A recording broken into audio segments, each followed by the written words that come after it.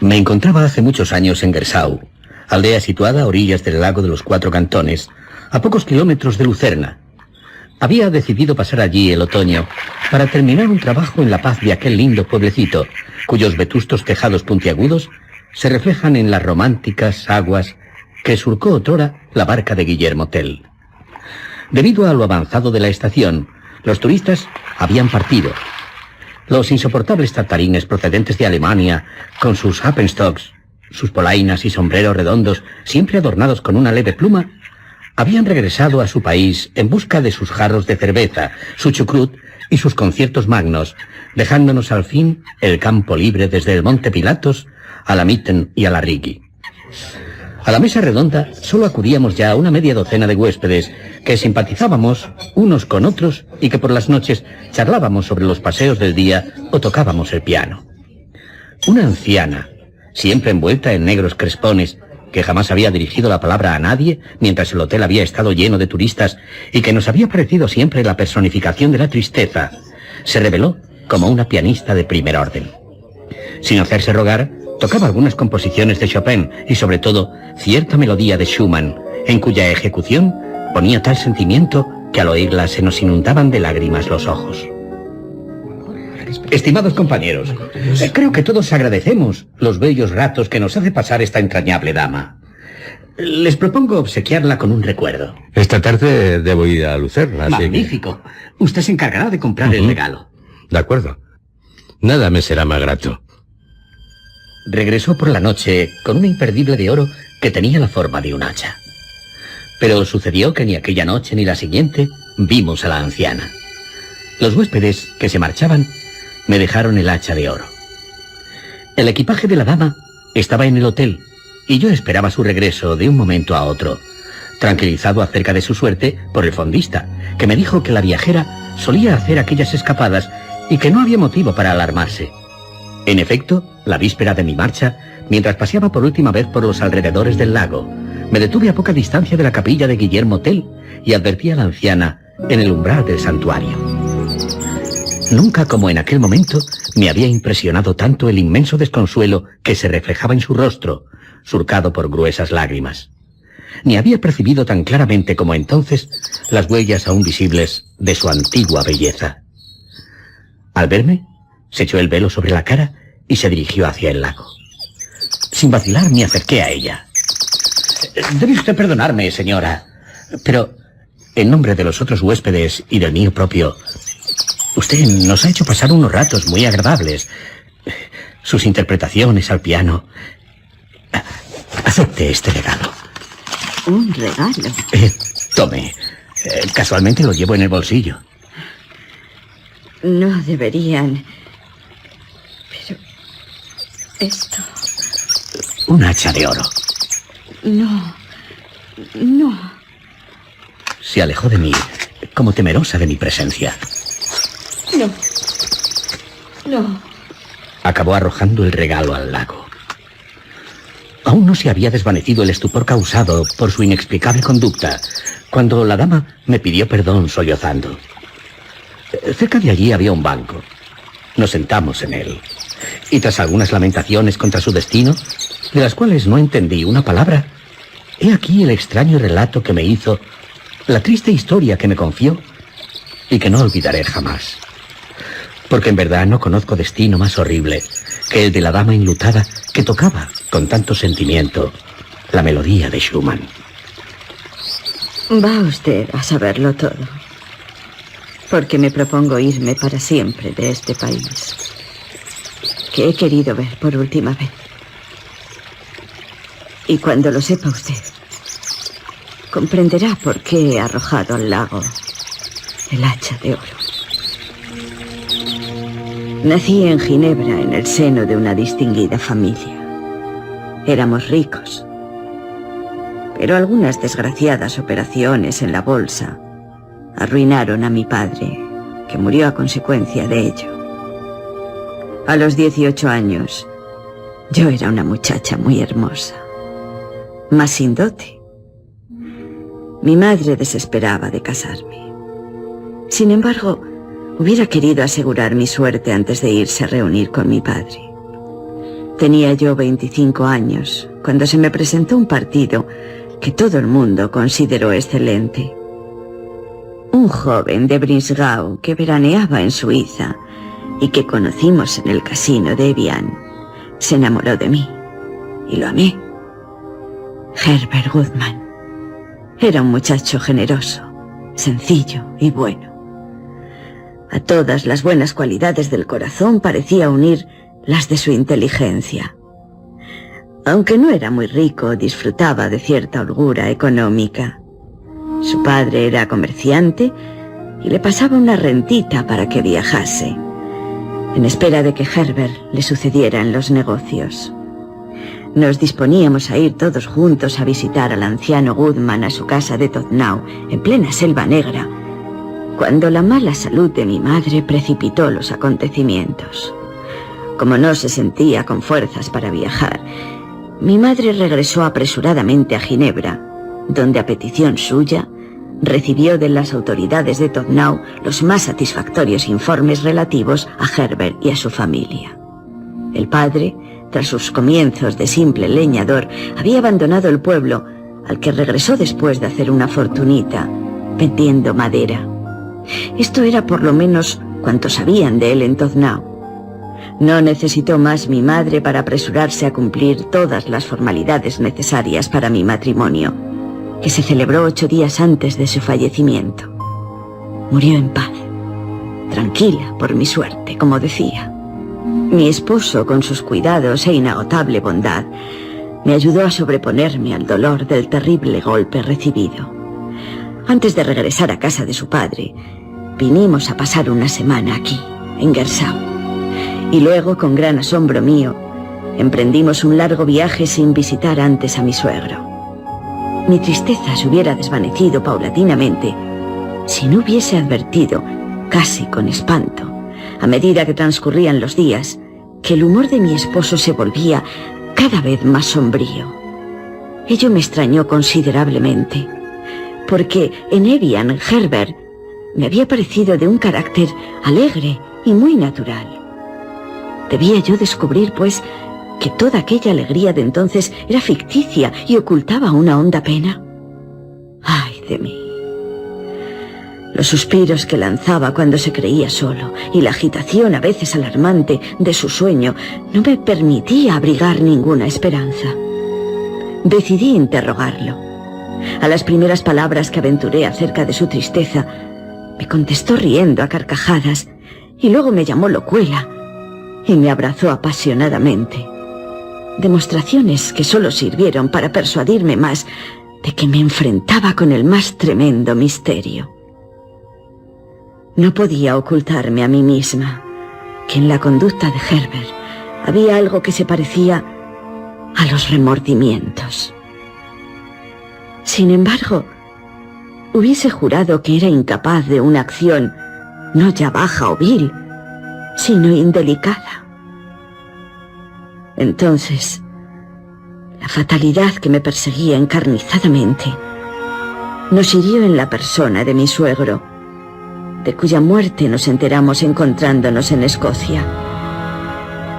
Esta funesta noticia abatió a mi marido más de lo que yo podría esperar. Permaneció en silencio toda la noche, sin llorar, sin escuchar al parecer las dulces frases de consuelo con que trataba a mi vez de infundirle ánimos. Parecía anonadado. Finalmente, al morir el alba, se levantó de la butaca en que se había desplomado y con el rostro alterado y acento desgarrador me dijo: Vamos, Isabel. ¿Vamos? Sí, es preciso regresar. Pero Herbert... Es preciso regresar. Estas palabras, por el tono en que fueron pronunciadas, parecían tener un sentido que yo no alcanzaba a comprender. Era una cosa tan natural regresar al pueblo de su padre que yo no veía razón alguna para que fuese lo contrario. A partir de aquel día, Herbert cambió por completo. Se volvió taciturno y lo sorprendí más de una vez llorando desconsoladamente. El dolor causado por la pérdida de su padre no podía explicar todo lo terrible de nuestra situación, Porque no hay en el mundo nada más horroroso que el misterio, el profundo misterio que se interpone entre dos seres que se adoran para separarlos en los momentos de mayor efusión y obligarlos a mirarse uno a otro, enloquecidos, sin comprenderse. Llegamos a Todnau a tiempo para rezar junto a una tumba recién cerrada. Este pueblecillo de la Selva Negra, cercano al Valle del Infierno, era lúgubre, y no había en él nadie con quien yo pudiese hablar.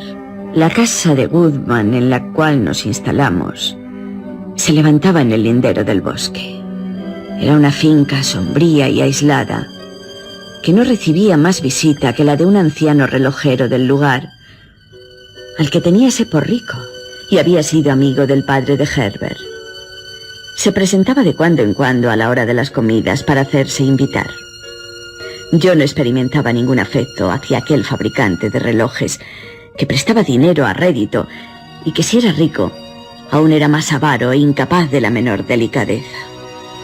Herbert tampoco quería a Franz Beckler, pero por respeto a la memoria de su padre, seguía recibiéndolo. Beckler, hombre sin familia, había prometido muchas veces al anciano Goodman que no tendría más heredero que Herbert. Un día este me habló de ello con verdadera repugnancia y tuve ocasión una vez más de juzgar la nobleza de su corazón. ¿Te gustaría, Isabel, heredar de Beckler, ese viejo avaro, su fortuna? La fortuna que se debe a la ruina de todos los pobres relojeros del Valle del Infierno. No, te aseguro que no, Herbert. Tu padre nos ha dejado algún dinero. Cierto. Pienso que con ese dinero y con lo que tú ganas honradamente nos es suficiente para vivir. Si el cielo nos envía un hijo, también tendremos para él. ¿Un hijo? Herbert ha empalidecido. Lo estrecharé entre mis brazos. Temo que se desmaye. Oh, no. Ya vuelve a cobrar color. Sí, Isabel, sí. Es verdad. No hay nada mejor que tener la conciencia tranquila, ¿eh? Y se fue. Diría que huyó, como lo haría un loco.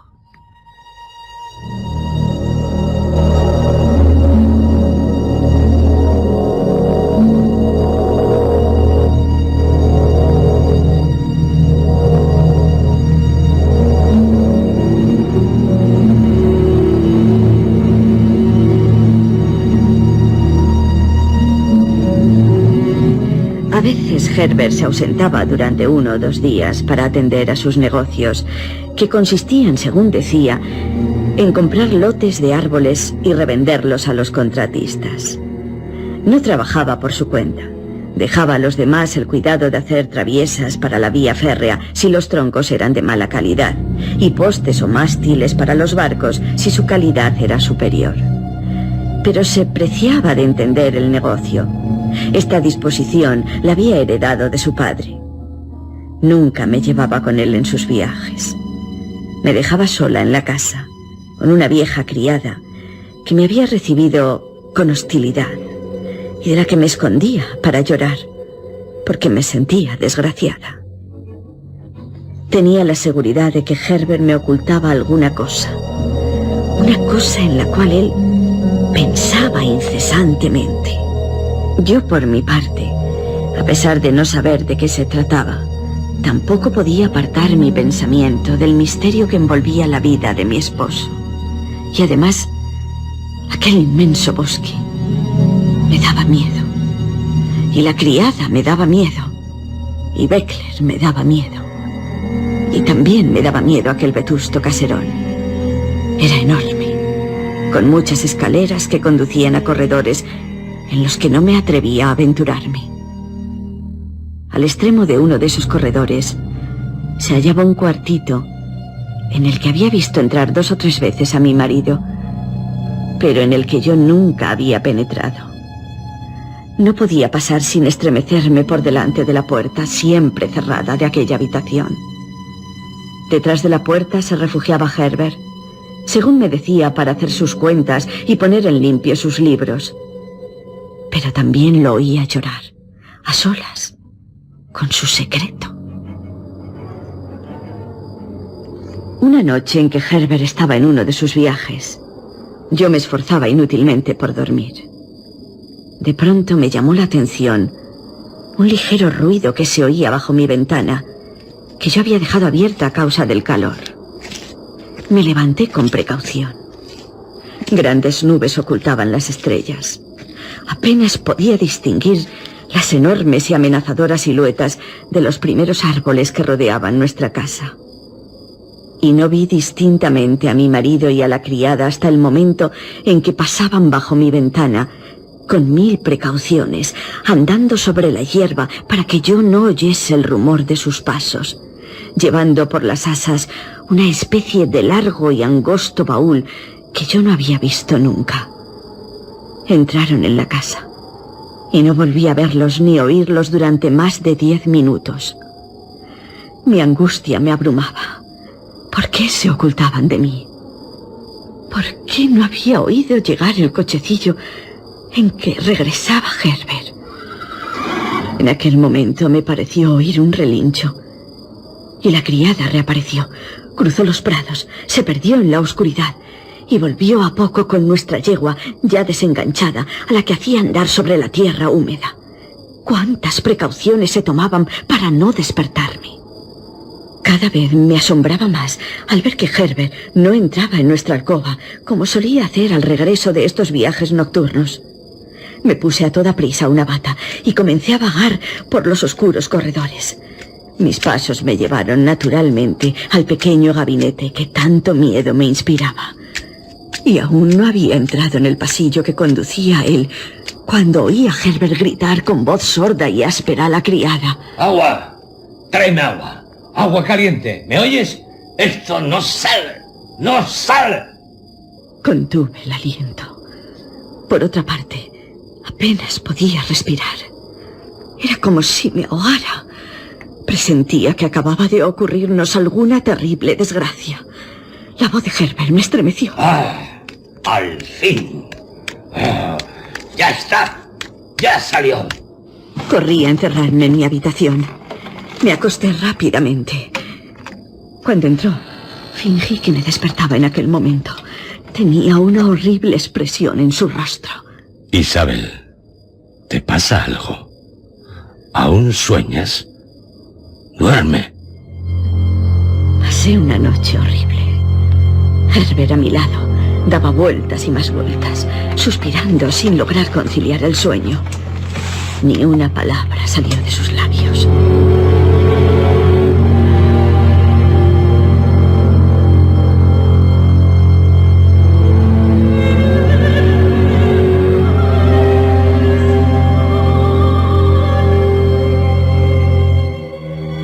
Al alba, se levantó, me dio un beso en la frente y se fue.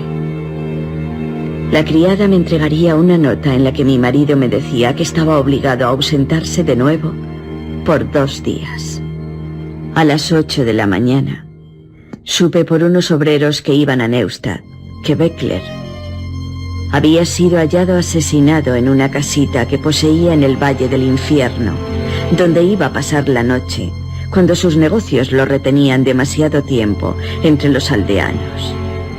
Beckler había recibido un terrible hachazo en la cabeza que le había dividido en 2.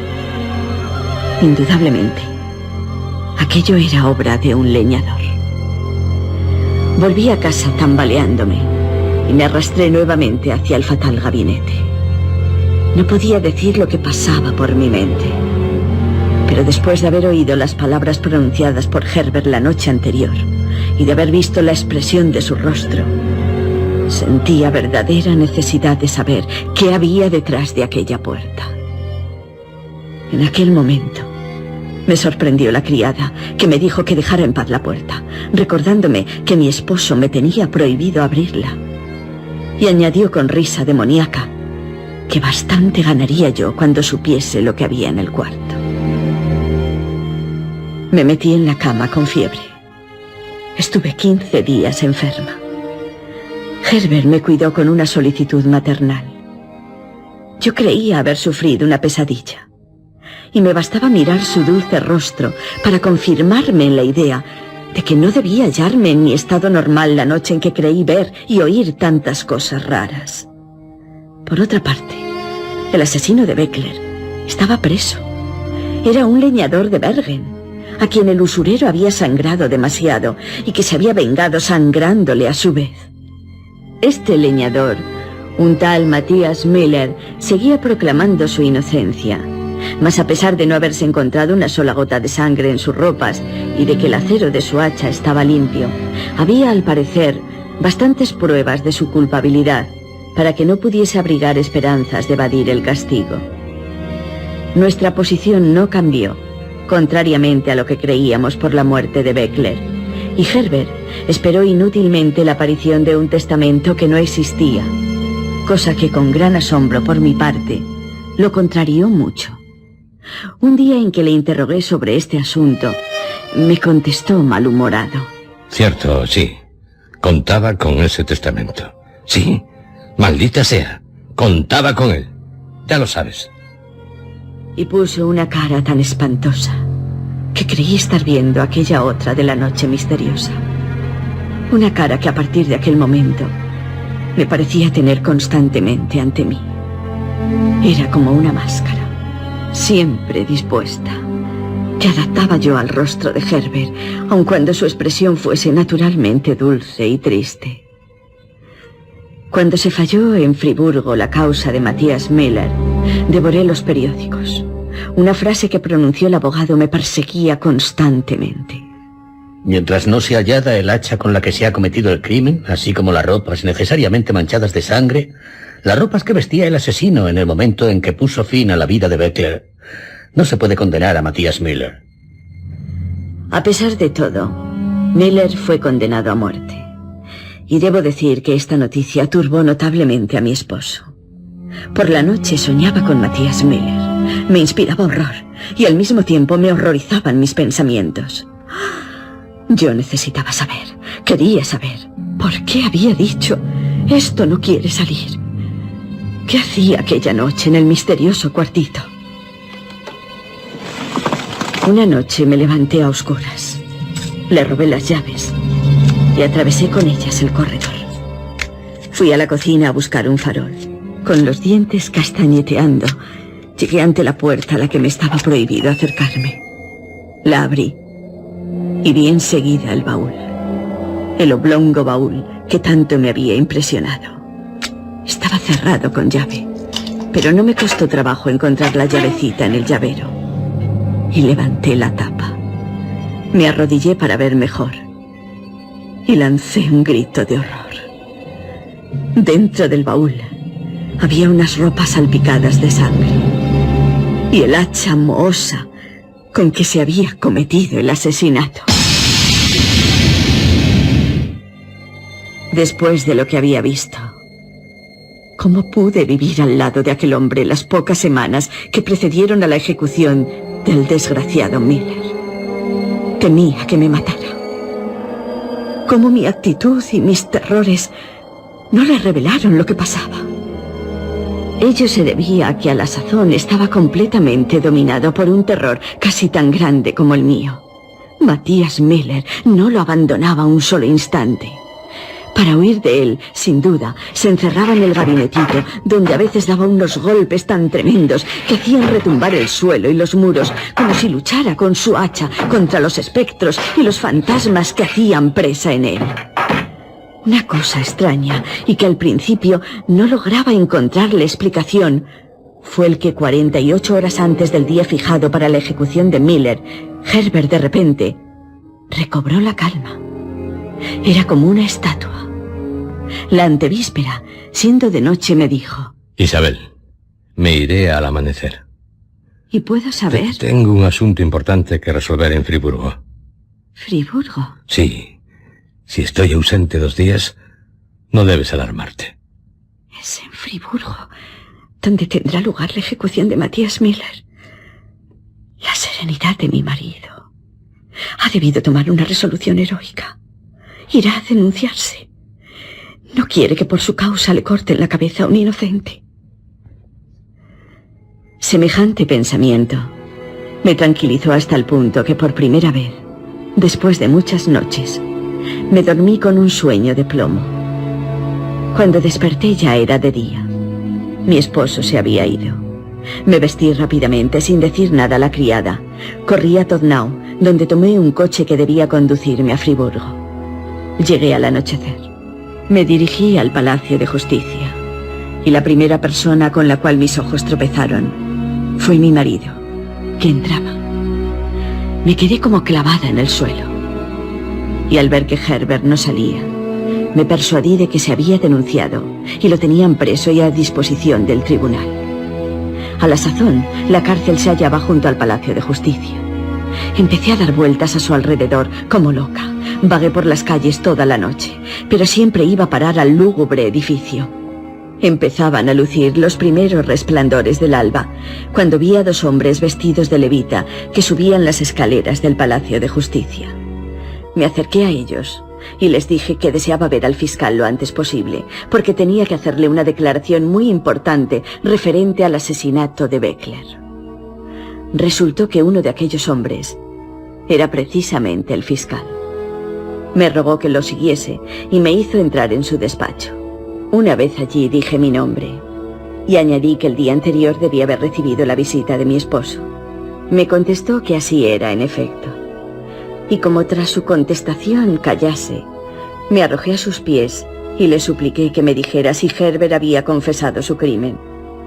Dio muestras de gran asombro, hizo que me levantara del suelo y me interrogó. Poco a poco le conté toda mi vida, como se la he contado a usted. Y por último, le comuniqué el horrible descubrimiento que había hecho en el pequeño gabinete de la casa de Todnau. Terminé diciendo que no hubiese dejado ejecutar a un inocente, y que si mi marido no se hubiese denunciado, yo no hubiera vacilado en revelar la verdad a la justicia. Os ruego, como una gracia suprema, que me permitáis ver a Herbert. Es mi marido y... ¿Gracia suprema? Señora, usted podrá ver a su esposo. Acompáñeme. Me condujo más muerta que viva a la cárcel, y me hizo atravesar unos corredores y subir una escalera. Luego me colocó ante una ventanilla enrejada que daba a una inmensa sala. Antes de dejarme sola, me rogó que aguardase. Pronto vinieron otras personas a asomarse a aquella ventanita, y sin decir una palabra, miraron hacia la sala. Yo hice lo mismo. Estaba como colgada de los hierros de la reja, y tenía el presentimiento de que iba a presenciar un espectáculo monstruoso. Poco a poco fueron penetrando en la sala infinidad de personas que guardaban el más lúgubre silencio. La luz del día iluminaba cada vez mejor la escena. En medio de la sala se percibía distintamente un pesado armatoste, el Tajo. Iban a ejecutar a Miller. Un sudor frío comenzó a brotar de mis sienes, y raro fue que no perdiera el conocimiento. Se abrió una puerta. Apareció un cortejo, a la cabeza del cual iba el condenado, temblando bajo su camisa desabrochada en el pecho, con las manos atadas a la espalda. Lo sostenían 2 ayudantes. Uno de los ayudantes le obligó a arrodillarse y colocar su cabeza en el tajo. Leídas unas oraciones y la sentencia por parte de un magistrado.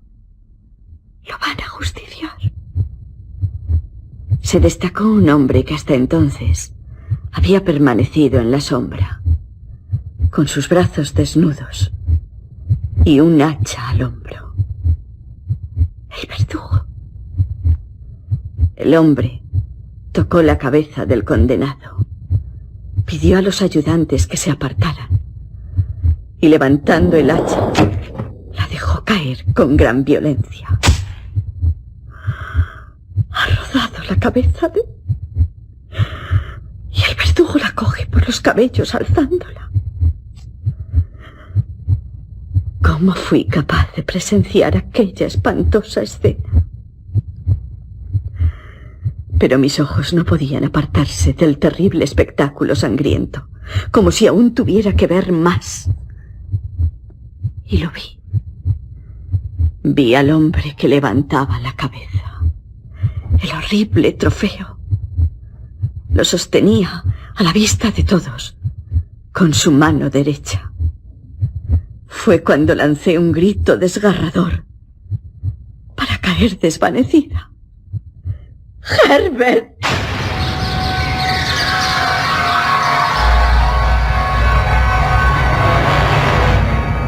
Y ahora, caballero, ya lo sabe usted todo.